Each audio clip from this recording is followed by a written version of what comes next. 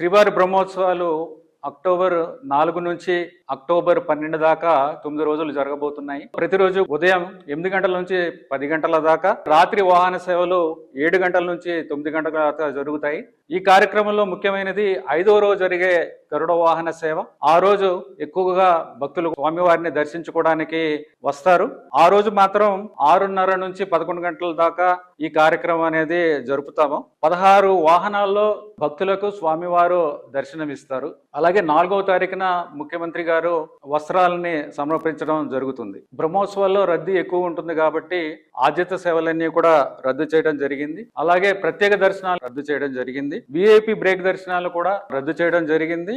అలాగే SCD tokens బ్రహ్మోత్సవాల సందర్భంగా 1,32,000 టోకెన్లు ఇవ్వడం జరిగింది. సర్వదర్శనం టోకెన్లు డైలీ ఇచ్చే టోకెన్లు 24,000 ఇవ్వడం జరుగుతుంది. అంగ ప్రదక్షిణ టోకెన్లు కూడా రద్దు చేయడం జరిగింది.